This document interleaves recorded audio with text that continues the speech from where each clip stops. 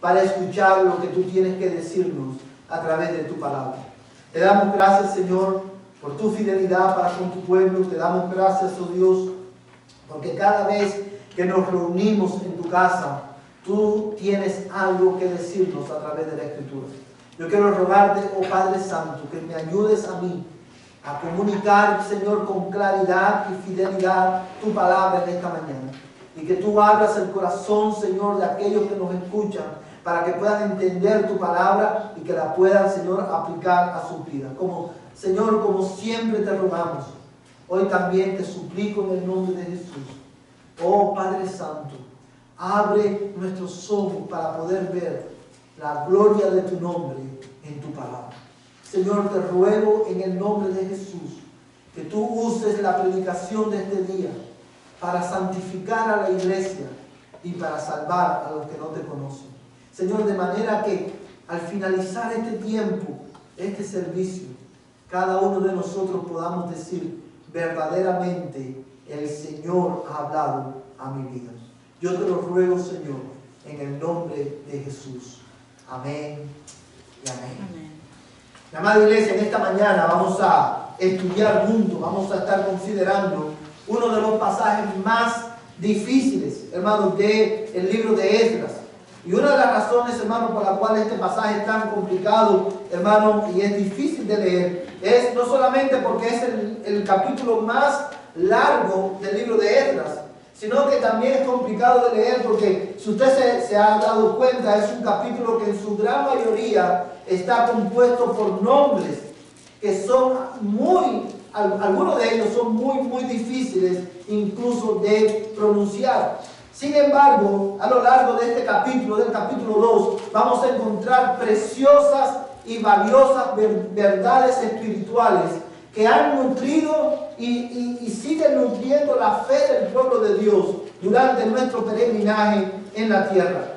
Estas verdades que hoy vamos a considerar en estos versículos de la Escritura son tan valiosas para nosotros que después de haber estudiado este capítulo, yo puedo afirmarle con toda certeza que en los días oscuros, en esos días en que, hermano, nuestra fe se debilita debido a nuestra pecaminosidad y debido al rigor de nuestras circunstancias, cuando en esos días en que nuestros sentimientos nos traicionan y empezamos a dudar y a cuestionar a Dios, en esos días oscuros, la iglesia de Cristo necesita capítulos como Esdras capítulo 2.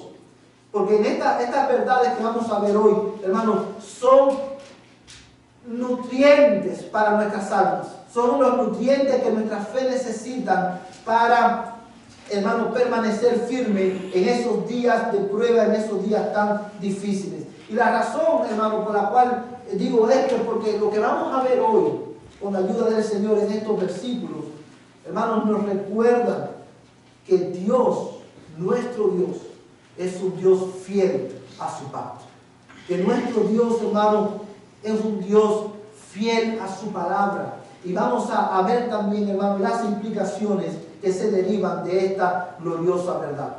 Habiendo dicho todo esto, quiero animarles, hermano, a que profundicemos en esta mañana, en este capítulo de la Escritura, con reverencia y con humildad. Debemos, al estudiar estos versículos, debemos estudiarlo con reverencia, porque aunque es un capítulo muy largo, y aunque puede ser honestamente quizás para algunos aburrido, ¿verdad? Porque es nombres, debemos estudiar este capítulo con reverencia, porque aún este capítulo, hermanos, de la Escritura es inspirado por Dios, para la gloria de Dios y el bien de su pueblo. Pero también debemos estudiar este capítulo de la Escritura con humildad, porque debemos, hermano, estudiarlo con la disposición de, hermano, de obedecer la instrucción de Dios a través de estos versos. Hoy quiero considerar el capítulo 2 de Esdras bajo el título, hermano, una descripción bíblica del pueblo de Dios. Y en estos 70 versículos, hermanos, nosotros encontramos tres características intrínsecas de la iglesia. Tres características que son intrínsecas del pueblo de Dios. Y la primera que quiero considerar con ustedes en esta mañana es esta. El pueblo de Dios son personas, está constituido por personas que son conocidos por Dios. El pueblo de Dios, yo quiero que ustedes están tomando nota, tomen nota de esta verdad. Esta es la primera verdad que describe el pueblo de Dios. El pueblo de Dios, la iglesia, está constituida por personas que son conocidos por Dios. Mira el versículo, Esdras capítulo 2. Vamos a leer verso 1 y verso 2. Dice Esdras capítulo 2, verso 1 al 2. Estos son los hijos de las provincias que subieron de la cautividad de los desterrados que Nabucodonosor, rey de Babilonia, había llevado cautivos a Babilonia, que volvieron a Jerusalén y a Judá, cada uno a su ciudad, los cuales vinieron con Zorobabel, Jesúa, Nehemías, Seraías, Relaías, Mardoqueo, Bilsán, Mispar, Bigvai, Rehum y Baana.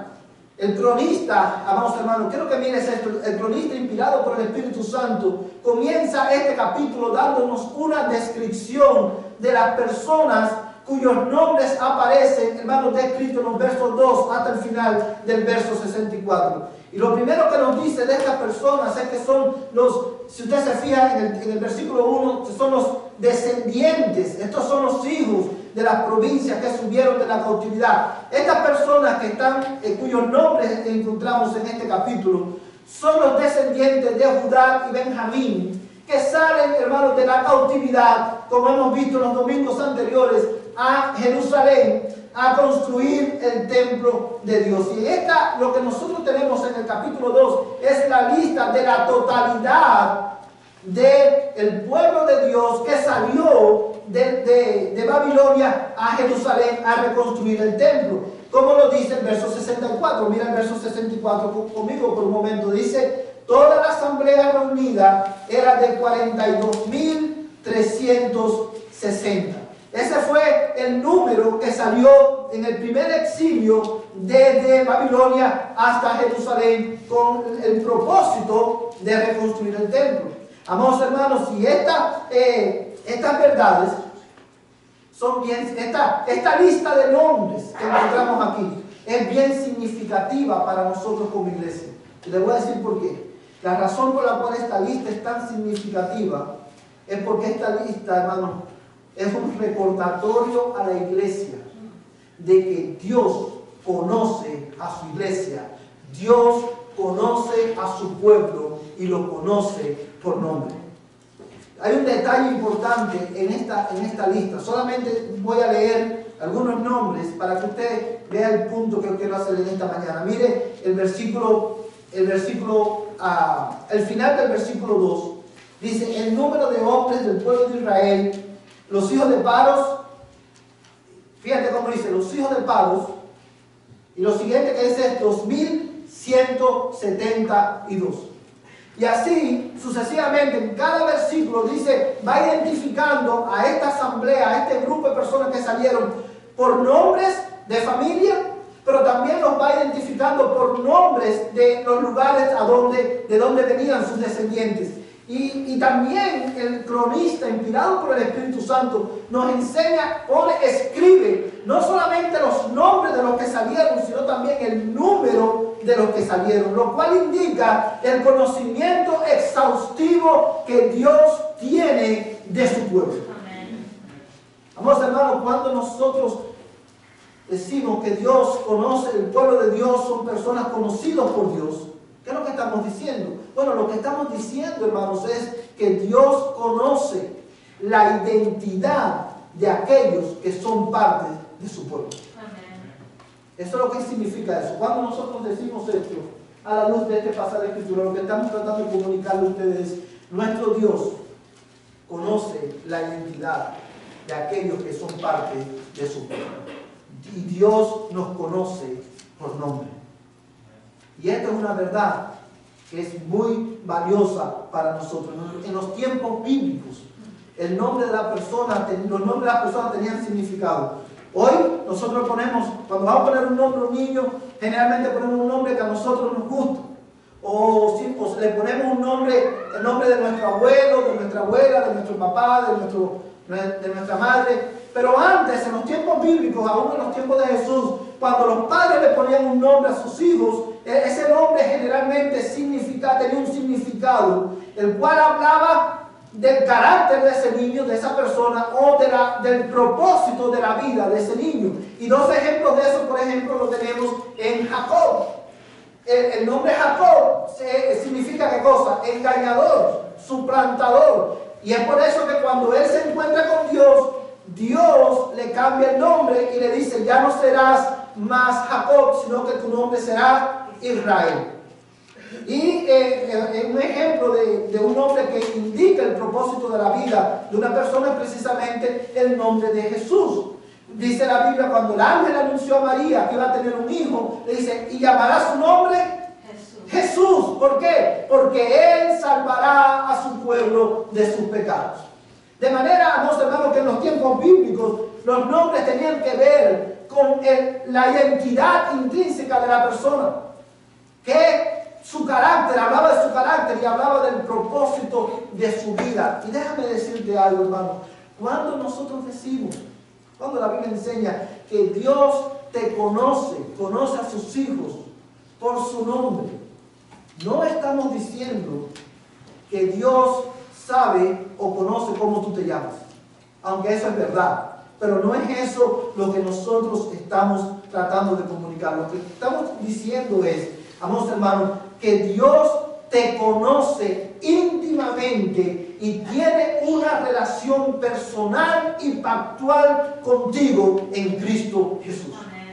Eso es lo que significa cuando la Biblia enseña que Dios conoce a su pueblo por su nombre, que tiene una relación íntima, personal y pactual. Y esta relación es una relación personal porque Dios mismo habita con su pueblo. Dios mismo habita en la vida de su pueblo, ¿verdad? A través del Espíritu Santo.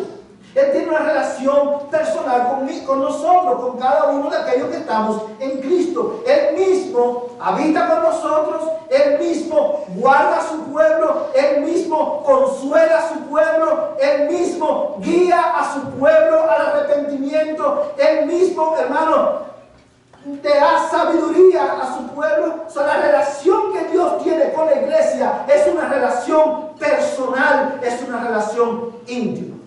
Pero es una relación pactual también, hermanos, porque en virtud del pacto que era hecho con su pueblo en Jesucristo, Él no se olvida de su pueblo. Amén. Aun cuando por nuestra desobediencia Él trae justo juicio sobre nosotros, su relación con su pueblo es una relación pactual. Él nunca se olvida de su pueblo. Él conoce tus luchas, Él conoce el estado de tu alma. Él, amados hermanos, la relación que Dios tiene con su pueblo es una relación pactual porque Él te conoce íntimamente en Cristo Jesús. Yo quiero que tú consideres conmigo un pasaje de Escritura. Vamos a buscar Isaías, capítulo 49, versos 14 al 16. Libro del profeta Isaías, capítulo 49, versos 14 al 16.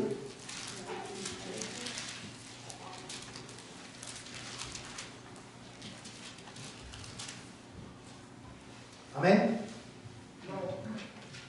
Libro del profeta Isaías, capítulo 49, versos 14 al 16. Presta con atención a lo que el Señor dice en este pasaje. Dice, pero Sión dijo, quiero hacer un paréntesis aquí para que podamos entender la verdad de este texto. Cuando dice Sión, generalmente Sión se refiere al pueblo de Dios, que en aquel tiempo era Israel, pero ahora es la iglesia, judíos y gentiles que están unidos a Cristo por la fe, ¿verdad? Pero Sión dijo, el Señor me ha abandonado.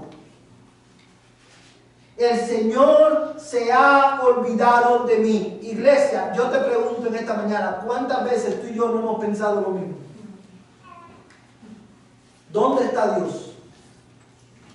¿Se ha olvidado Dios de mí? ¿Me ha abandonado el Señor? Verso 15. Y esta es la respuesta de Dios a la inquietud de Sion. Dice, ¿puede una mujer olvidar a su niño de pecho sin compadecerse del hijo de sus entrañas? Aunque ellas se olvidaran, yo no te olvidaré. He aquí, en las palmas de mis manos te he grabado. Tus muros están constantemente delante de mí. Quiero que esta verdad, hermanos, se impregne en tu alma. Fíjate, la inquietud del pueblo de Dios era: Dios nos ha abandonado.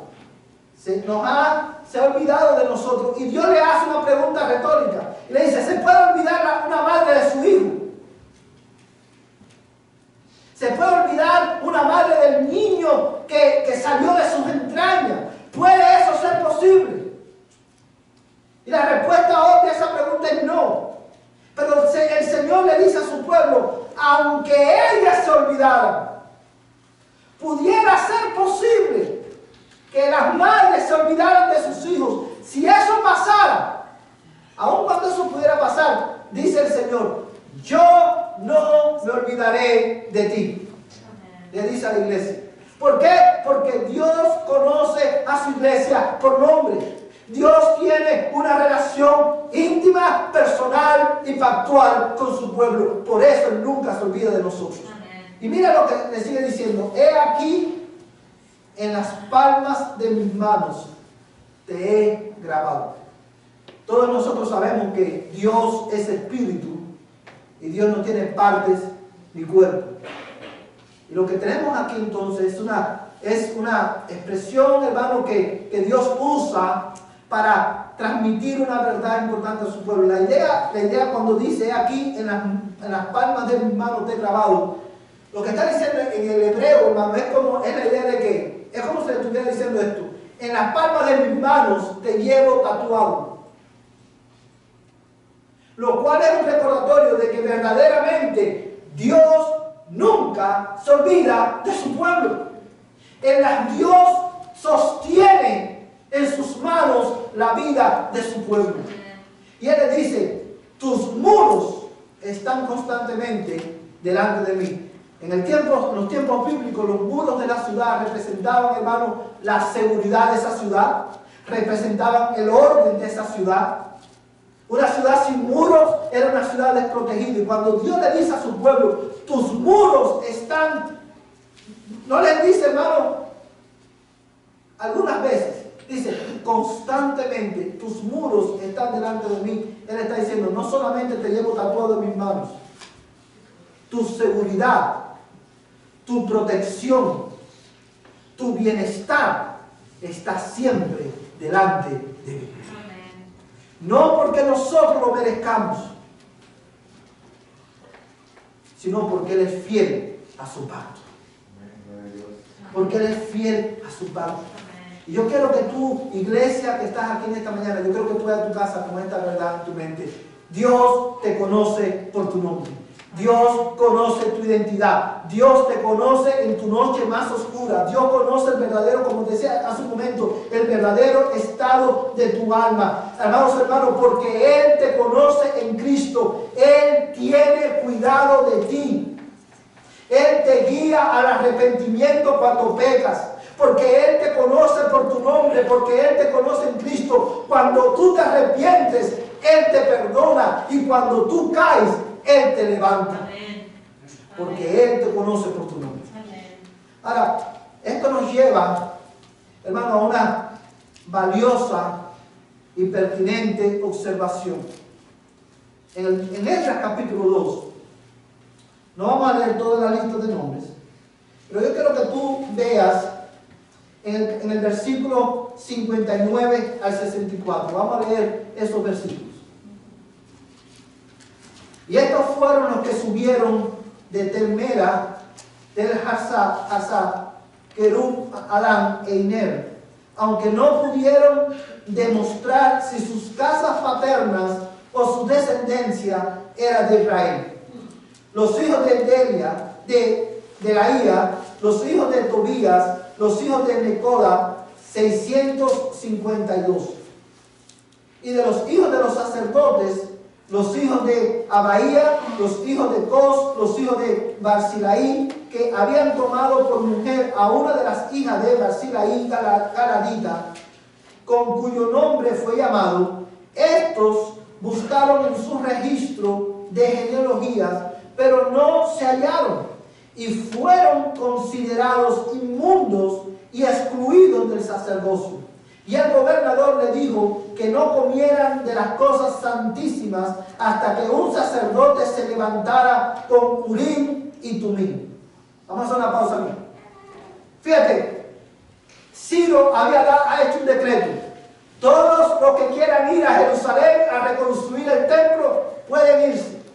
Y el texto nos dice que se levantaron los padres de la casa paterna de Judá y Benjamín, que son todos los que están mencionados aquí, y salieron a Jerusalén con la encomienda que Dios le había dado. Pero había un problema. Entre este grupo había, hermano, un grupo de ellos, ¿verdad? Que el texto, el verso 59 hasta el verso 61, los divide entre personas que eran del pueblo y personas que eran descendientes de sacerdotes. Y fíjate, hermano, que el texto te da un número. Dice que eran, en el verso 60 al final dice 652. Y vamos a quedarnos con este número por un momento. Compara ese número, te voy a decir por qué es importante. Dice 652. Y ahora mira el verso 64. Toda la asamblea reunida era de 42.360. De esos 42.360 habían por lo menos 652 que no pudieron demostrar que eran descendientes directos de israelitas. Y entre ellos había un grupo también que no podían demostrar que venían del linaje de Aarón, que eran sacerdotes.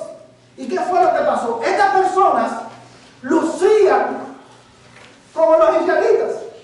Estaban entre ellos, pero no podían demostrar que pertenecían al pueblo de Israel, porque perdieron su registro genealógico, lo que sea. Ante esa situación, el gobernador dice, ok, dice que los declaran inmundos, los separan del pueblo, los consideraron como personas que no pertenecían al pueblo de Israel. Y el gobernador dice, hermano, en el verso 63, les dijo que no comieran de las cosas santísimas hasta que un sacerdote se levantara con Urim y Tumim. Urim y Tumim eran, hermano, como una herramienta, por decirlo de una manera, que usaban los sacerdotes en los tiempos bíblicos para consultar la voluntad de Dios en asuntos determinados. Cuando el pueblo de Dios quería saber la voluntad de Dios en algún aspecto, en alguna decisión que iban a tomar, ellos iban al sacerdote, el sacerdote usaba el Urim y Tumim, que tenía una manera específica de hacerlo, y Dios manifestaba su voluntad a través de ellos. Pero fíjate el problema que había aquí, que dice hasta que un sacerdote se levantara con Urim y Tumim. El Urim y el Tumim, debido a la cautividad, el tiempo que tuvieron en la cautividad, se había perdido. Y la práctica, la manera de consultar a Dios a través del Urim y el Tumim también se había perdido. Estas personas no pudieron demostrar su genealogía, su descendencia directa de Israel. Estas personas, su única esperanza era, el gobernador dijo, como no tienen el papel en la mano, vamos a consultar a Dios. Pero estas personas fueron excluidas, excluidas completamente, hermano, definitivamente, porque nunca, ¿sabes? No tenían cómo consultar a Dios. Y esta verdad que te acabo de describir, hermano, es muy valiosa para todos los que me escuchan hoy en esta mañana.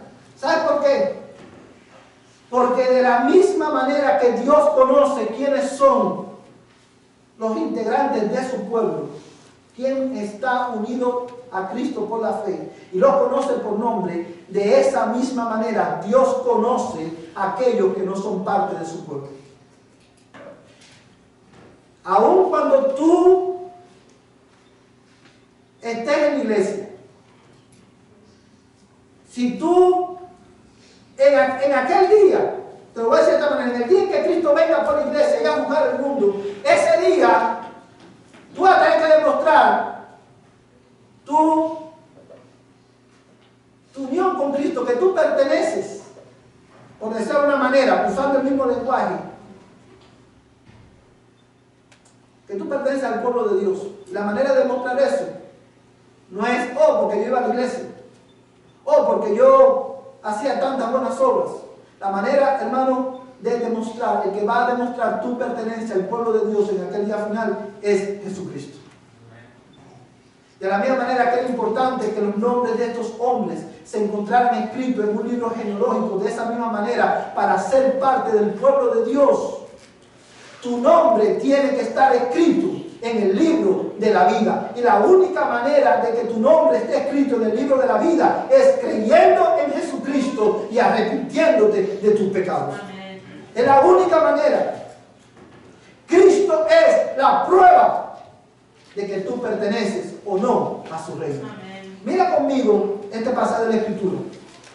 Vamos a buscar Apocalipsis, el último libro de la Biblia, capítulo 21.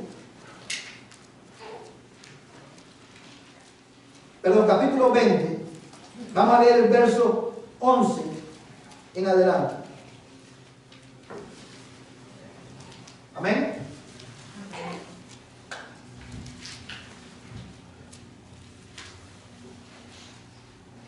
Apocalipsis capítulo 20, verso 11 en adelante dice: esta es una visión que Juan está teniendo, que Dios le da a Juan acerca del día final, del día del juicio. Y le dice: y vi un gran trono blanco, y al que estaba sentado en él, de cuya presencia huyeron la tierra y el cielo, y no se halló lugar para ellos. Y vi a los muertos, grandes y pequeños, de pie delante del trono, y los libros fueron abiertos. Y otro libro fue abierto, que es el libro de la vida. Y los muertos fueron juzgados por lo que estaba escrito en los libros según sus obras. Y el mar entregó los muertos que estaban en él. Y la muerte y el Hades entregaron a los muertos que estaban en ellos. Y fueron juzgados cada uno según sus obras. Y la muerte y el Hades fueron arrojados al lago de fuego. Esta es la muerte segunda, el lago de fuego. Verso 15. Y el que no se encontraba inscrito en el libro de la vida fue arrojado al lago de fuego.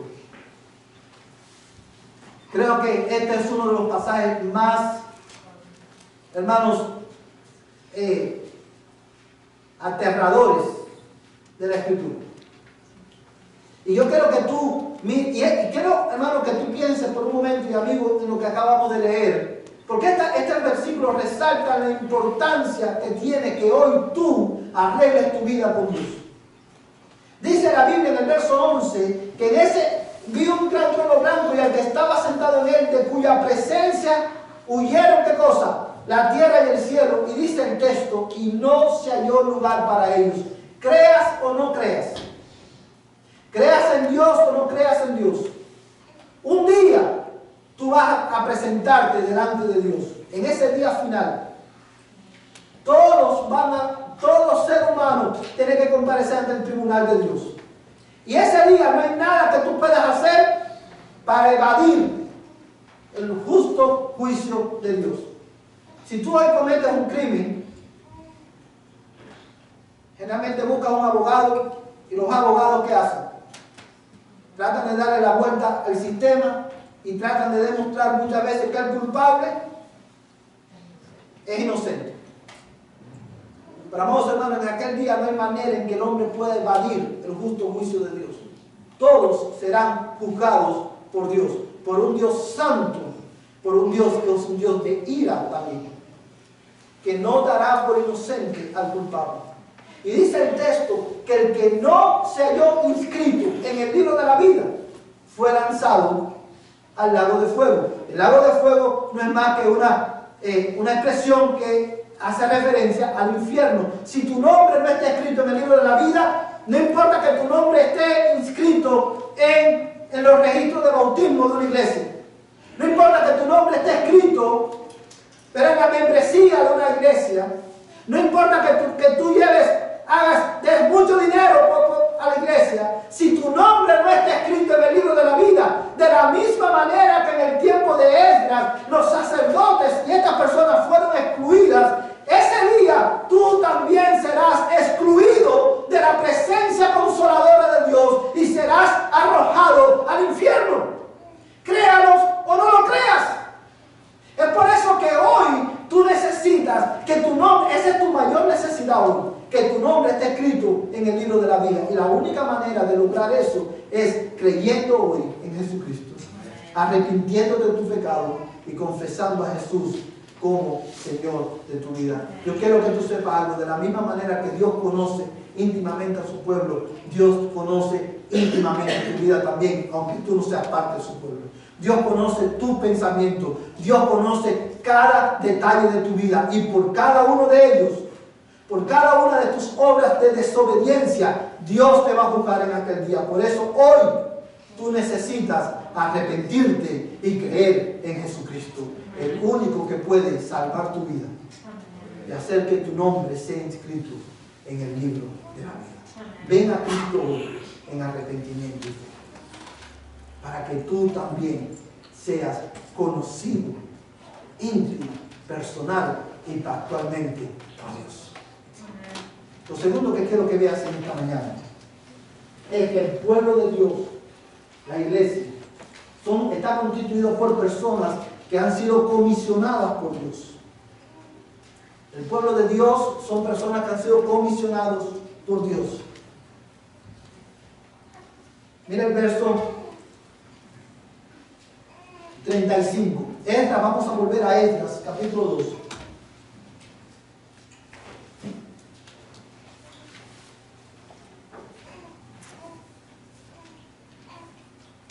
Amén.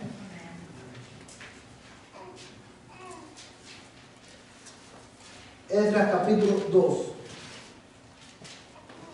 Y mira el verso 35 y 36.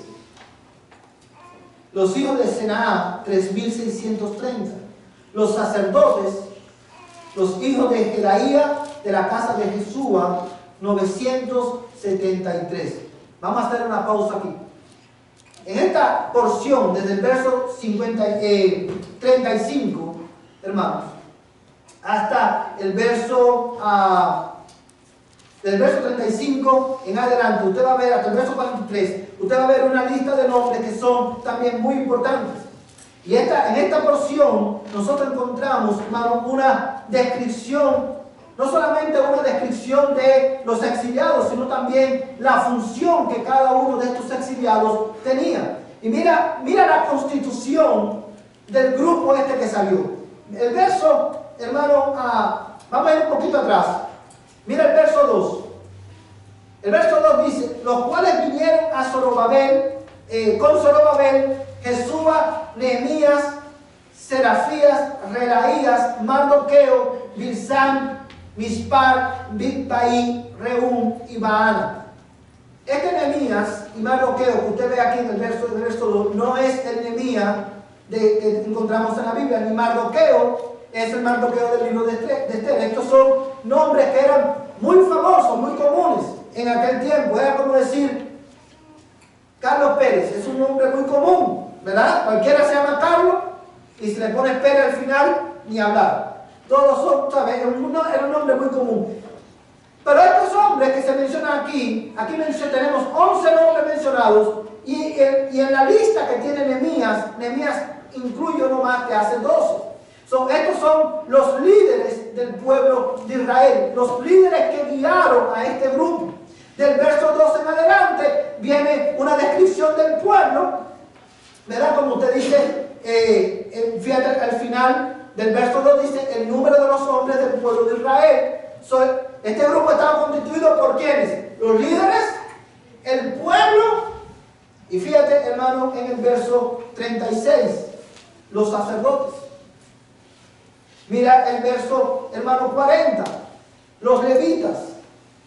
Mira, hermano, el verso 41, los cantores. Mira, hermano, el verso 42, los hijos de los porteros. Mira el verso 43, los sirvientes del templo. Amados hermanos, hay al menos dos razones por las cuales nosotros no podemos pasar por alto en esta mañana esta detallada descripción de la composición de este grupo. Y la primera es esta: la razón por la cual nosotros no podemos pasar por alto estos versículos es por el inmenso, el claro paralelismo que hay entre la descripción de este grupo de personas con la descripción que hace el Señor a través del apóstol Pablo en el Nuevo Testamento de la iglesia. La iglesia está compuesta de la misma manera. Está compuesta por los oficiales de la iglesia, que son los pastores y los diáconos, y están compuestos por la congregación. Para que haya una iglesia tiene que haber congregación y tiene que haber oficiales, pastores y diáconos. Ahora bien, los demás oficios que ustedes han mencionado aquí, sacerdotes, levitas, cantores, estos oficios están distribuidos hoy a través de toda la iglesia, porque toda la iglesia, todos los cristianos somos sacerdotes, en el sentido de que todos los cristianos, por medio de Cristo, ofrecemos a Dios sacrificios espirituales que son aceptables delante de Él, porque son a través de Cristo. Todos los cristianos somos cantores, porque todos tenemos que cantar y alabar al Señor. Todos los cristianos somos levitas, porque todos tenemos que servir al Señor de una u otra manera. El paralelismo que hay entre esta descripción y la descripción que el Señor hace de la iglesia en el Nuevo Testamento es ineludible. Es clara. Ahora, la segunda razón por la cual esta descripción es tan importante, amados hermanos, es porque ella constituye un recordatorio sobrio y oportuno para nosotros hoy de que en el pueblo de Dios, todos los hijos de Dios hemos sido comisionados por Dios, lo cual significa que Dios ha hecho un llamado específico a cada creyente en específico para cumplir una función específica dentro del pueblo de Dios. Si tú estás en Cristo, Dios no solamente te llamó de tinieblas a luz. Si tú estás en Cristo, Dios no solamente te llamó de muerte a vida. Si tú estás en Cristo, Dios te ha llamado a servirle. Dios te ha comisionado con una tarea específica. De la misma manera que en el Antiguo Testamento Dios llamaba a personas específicas para una función específica, de esa misma manera Dios continúa haciéndolo hoy con la iglesia. Dios continúa llamando a su pueblo y capacitando a su pueblo para que ejerza una función específica dentro de la iglesia, para la edificación de la iglesia y la gloria de Dios en la iglesia. Amén. Si tú estás en Cristo, tú has sido comisionado por Dios y Dios te ha dado dones para que tú puedas glorificarle a Él. Amén. Y es tu responsabilidad no solamente descubrir cuáles son esos dones y ese llamado, es tu responsabilidad también responder obedientemente al llamado que Dios ha hecho a tu vida, poniendo en función los dones que Él te ha dado, los dones que el Espíritu de Cristo te ha dado para la edificación de la iglesia. Es tu responsabilidad, mi amado hermano, poner en práctica esos dones, porque Dios te ha comisionado de la misma manera que Dios comisionó a este grupo de personas. para ir y reconstruir el templo de Dios. Dios te ha comisionado a ti también, cristiano, para ir y reconstruir hoy el templo de Dios, que es, ¿qué cosa? La iglesia. ¿Y cómo nosotros reconstruimos la iglesia? ¿Cómo nosotros reconstruimos ese templo glorioso del Señor? Poniendo en función los dones que Dios nos ha dado para llevar a cabo la comisión que Él nos ha encomendado. No existe tal cosa como cristiano de banca. La cultura de restaurante, como le hemos dicho muchas veces, es una cultura antibíblica que la iglesia debe rechazar. ¿Sabe cuál es la cultura del restaurante? Vienes, te alimentas y te vas. La cultura de la iglesia es diferente. Porque nosotros cuando venimos, no solamente venimos a alimentarnos de la palabra de Dios, sino que también venimos a servir a Dios con los dones que Dios me ha dado para la gloria de su nombre. Mira, hermanos, la exhortación del Señor en estos pasajes de la Escritura. Quiero que mires Efesios capítulo 4, verso 15 al 16.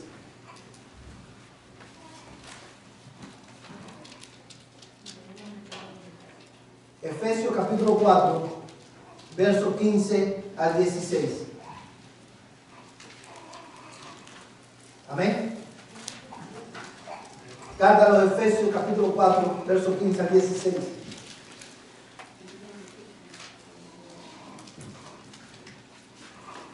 Amén, hermano. Dice la palabra del Señor. Hablando aquí de la iglesia, de cómo la iglesia funciona, Pablo, inspirado por el Espíritu Santo, dice, sino que hablando la verdad en amor, crezcamos en todos los aspectos en aquel que es la cabeza, es decir, Cristo, de quien todo el cuerpo de la iglesia, estando bien ajustado y unido por la cohesión que las coyunturas proveen, conforme al funcionamiento adecuado que cada miembro produce, conforme al funcionamiento adecuado de cada miembro, produce el crecimiento del cuerpo para su propia edificación en amor. Si fuéramos a parafrasear este versículo, lo que Pablo está diciendo aquí, hermano, es que la iglesia crece. Una iglesia saludable es una iglesia en la cual cuyos miembros todos están comprometidos en llevar a cabo la comisión específica que Dios le ha dado, poniendo en práctica los dones que Dios le ha dado. Una iglesia saludable no es una iglesia en la que el pastor lo hace todo. Una iglesia saludable en la que cada miembro sirve al Señor. Cuando cada miembro de la iglesia sirve y pone en práctica sus dones, la iglesia es edificada y crece en el amor de Cristo.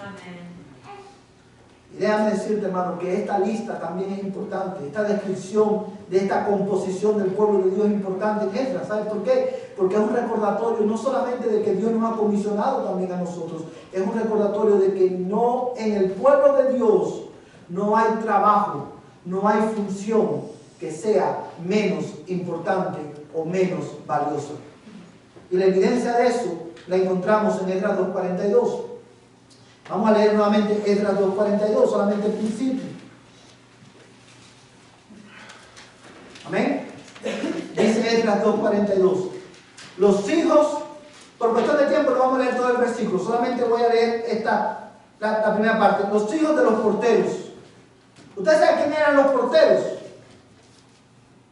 Los porteros eran los que se dedicaban a abrir y cerrar el templo. Y había una familia específica que a Dios le había comisionado con esta tarea. Cualquiera en nuestra mente humana, ¿verdad? Si fuéramos a comparar la función de cada uno de estos grupos, nosotros diríamos, oh, el más importante es el sacerdote o el levita. Pero Dios toma tiempo, Dios inspira al cronista para, hermanos, llevar una lista de estos hijos de los porteros. Porque el trabajo de ellos, aunque pareciera simple a la vista de los hombres, es valioso delante de Dios. Y eso, hermano, tiene una verdad para nosotros. Y es que yo quiero, iglesia, que tú te vayas a tu casa en esta mañana pensando en esto. En la relevancia. Muchas veces nosotros pensamos, yo no puedo hacer mucho. Pero la relevancia de tu trabajo, de tu servicio al Señor, no depende, escúchame bien, de todo lo que tú puedas hacer. La relevancia de tu servicio al Señor se desprende, se fundamenta de lo que el Señor hace por medio de ti y en ti, para beneficio de la iglesia y beneficio de la comunidad. Amén. Y es una verdad que nosotros, que está implícita en el verso 42. Recuerda, la relevancia de tu servicio no depende de ti, de tu habilidad o de todo lo que tú puedes hacer. Depende de lo que Dios hace a través de ti para bendecir la iglesia y para bendecir la comunidad. Pon tu vida en las manos del Señor. Yo quiero preguntarte algo, hermano, a la iglesia de Cristo. ¿Estás usando los dones que el Señor te ha dado? ¿Estás usando tus dones en humilde dependencia de Él? Estas son preguntas que debemos hacernos esta mañana, porque Dios a ti también te ha comisionado. ¿Estás usando los dones que el Señor te ha dado? ¿Estás usando tus dones en humilde dependencia de Él? Otra pregunta que debemos responder en nuestra mente es: ¿cómo puedes servir al Señor en esta semana en obediencia al llamado específico que Dios te ha hecho? Y por último, hermano, otra verdad que yo quiero que tú, con relación a esto, es esta. Recuerda. Y aquí hay algo que yo quiero que ustedes, la iglesia, piensen en esto por un momento. ¿Te recuerdas de los sacerdotes que fueron excluidos? Bueno, ahí también hay una verdad que necesitamos recordar con relación a este punto. Y es que, independientemente de la condición de la iglesia, sean pocos o sean muchos, el ministerio de la iglesia solamente debe ser, hermano, reservado para aquellos cuyos nombres están escritos en el libro de la vida. ¿Sí, verdad, hermano? Porque estos sacerdotes fueron excluidos. Es un recordatorio para nosotros. La iglesia no debe poner a servir a personas que no son cristianos. Aunque necesitemos maestros, no podemos poner a servir a alguien con maestro que no conozca a Cristo. Porque el ministerio de la iglesia está reservado solamente para aquellos cuyos nombres están escritos en el libro de la vida. Para aquellos que son conocidos por Dios en una relación íntima, personal y pactual en Cristo. Amén. Y esto es una verdad que nosotros no podemos perder de vista. Hermanos, Dios, el pueblo de Dios, está constituido por personas que son conocidos por Dios y está constituido por personas que han sido comisionados por Dios. Mi pregunta para ti en esta mañana, para terminar: ¿eres tú parte de este pueblo? Si tú no eres parte del pueblo de Dios, hoy arrepiéntete y cree en el Evangelio. Si tú has creído en Jesucristo y no te has unido a la iglesia, bautízate en el nombre del Señor y hazte miembro de la iglesia local. La manera, ¿sabes? En el pueblo de Israel había una señal física que hablaba de que una persona, especialmente los hombres, pertenecían al pueblo de Dios. ¿Sabes cuál era? La circuncisión.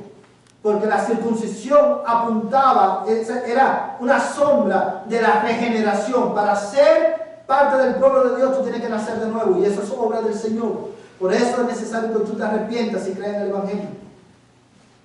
Pero de la misma manera que la circuncisión era la evidencia externa de que una persona pertenecía al pueblo de Dios, hoy el bautismo es la evidencia física externa de que tú has creído en Jesucristo y de que tu nombre ha sido escrito en el libro de la vida. Si tú has creído en Cristo, tu primer paso de obediencia al Señor es bautizarte.